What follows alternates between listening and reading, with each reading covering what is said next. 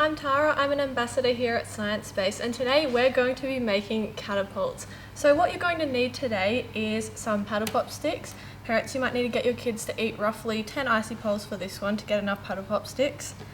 So we're going to have about 7 paddle pop sticks and a wooden spoon to launch our catapult today.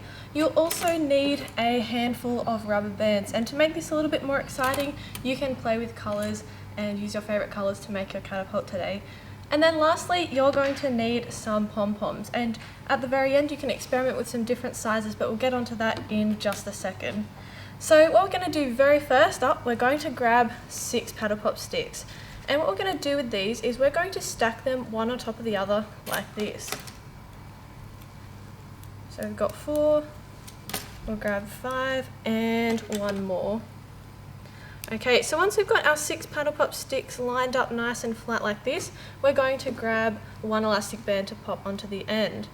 And you're going to need to make sure you tie this up nice and tight, so looping your elastic band around until it can't go any further.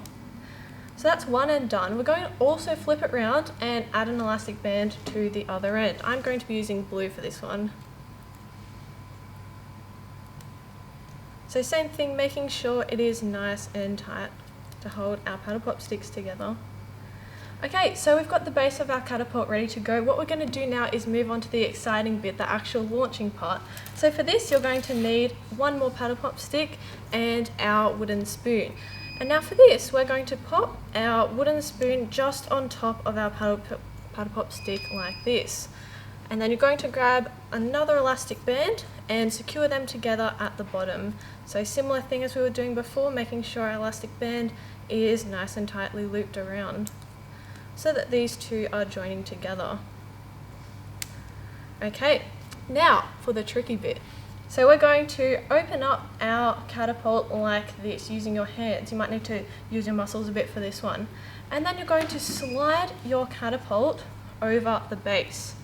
Now, we've got just a couple of steps left to go. What we're going to do is grab our second last elastic band, and we're going to pop it diagonally over our catapult like this.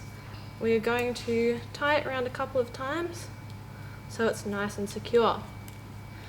And then we're going to use one last elastic band. I'm going to match with another pink one, and we're going to go on the opposite diagonal, so heading over this side until it looks like a cross. And now you can try that one very slowly if it's a little confusing to cross over. Okay, so now we have our catapult ready to launch. So what I'm going to do is I'm going to test it out with a little one first, and then we can move on to a slightly bigger one. So for launching our catapult, you're going to pop your paddle pop stick on nice and steady and hold it towards the base because you'll get more aim that way. And letting go, our catapult launches our pom-pom just a tiny little bit into the air. But I'm going to try it with a bigger one. And now you can also experiment at home with some other things that are spherical. I've heard peas work very well as well, parents. So for this one, I'm going to do the same thing. I'm going to pop it on and I'm going to launch it. Are you ready? 3, 2, 1. Whoa! So there we go, we've created a successful catapult. It's very easy, you can do it at home as well using all of these materials. Thank you for watching, everyone.